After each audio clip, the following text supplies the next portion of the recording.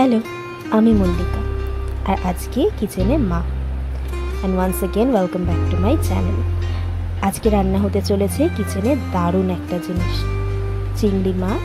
আর তার সাথে যেটা থাকবে সেটা হলো এই যে কচুর লতি, যেটা আমাদের বাড়ির প্রত্যেকের ভীষণ পছন্দের। মা চলে এসেছে কিচেনে। চিংড়ি মাছটা একটু নুন হলুদ মাখিয়ে নিল প্রথমেই। এবার কড়াই গরম করে তার মধ্যে একটু সর্ষের তেল দিয়ে নিয়েছে, ওই চিংড়ি মাছটুকু ভাজার জন্য যেটুকু তেল প্রয়োজন সেটুকুই। আর এই যে ইনস্ট্যান্ট রসুন ছাড়ানোর একটা নতুন পদ্ধতি আমি জানতে পারলাম। একটু রসুনটাকে হালকা থেতো করে নিল নোড়া দিয়ে, তারপর ওটা আরামসে খুলে যাবে খোসাগুলো। তো যাই হোক, এই যে দেখো এবার একটু ভালো করে আবার থেতে নেবে। এগুলোই না ইনস্ট্যান্ট রান্নায় বেশ অনেক কিছু শেখা যায়। আমার মাও আমার মতন প্রচণ্ড কর্মরত থাকেন, সারাদিন ব্যস্ত থাকেন, তাই ওই গুছিয়ে গাছিয়ে ঠিক রান্না করাটা আমার মায়ের ধাঁচে নেই, সেম আমারও। তাই এখানে মা জাস্ট ইনস্ট্যান্ট রেডি করছে আর জিনিসগুলো বানাতে থাকছে। ওখানে তেমনটা দেখলে রসুনটা ওখানে থেতে নিল, আর এদিকে শুকনো লঙ্কা আর কিছুটা নয় অনেকটা কাঁচা লঙ্কা পাকা লঙ্কা মিশিয়ে নিয়েছিল। এগুলো আবার একটু ঝাল ঝাল না হলে রান্নাগুলো ভালো লাগে না।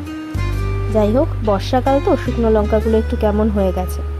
যাই হোক, ওই তেলের মধ্যে চিংড়ি মাছটা তো ভেজে তুলে নিল, তারপর ফোড়ন হিসেবে দিয়েছিল কালো জিরে, শুকনো লঙ্কা আর ওই যে থেতো করা রসুনটা।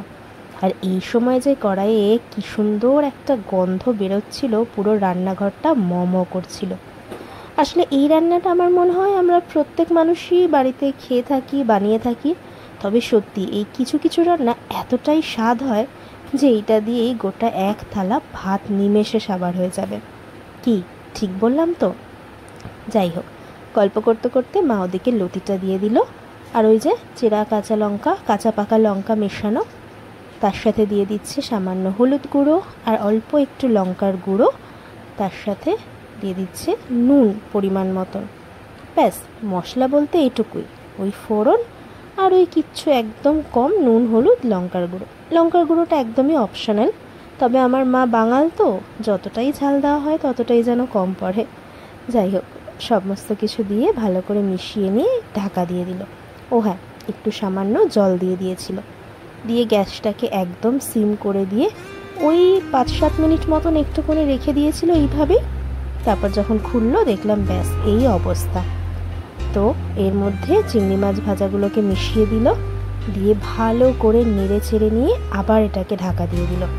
ব্যাস, ঢাকা তুলে একদম যেটুকু জল ছিল ওটুকু একদম শুষে গেছে, আর এখানে একদম ভাজা ভাজা হয়ে গেছে কচুর লতি। এখন না ভয়েস ওভার করতে গিয়েও জিভে আবার জল আসছে। যাই হোক, এই যে সাজিয়ে নিয়েছে।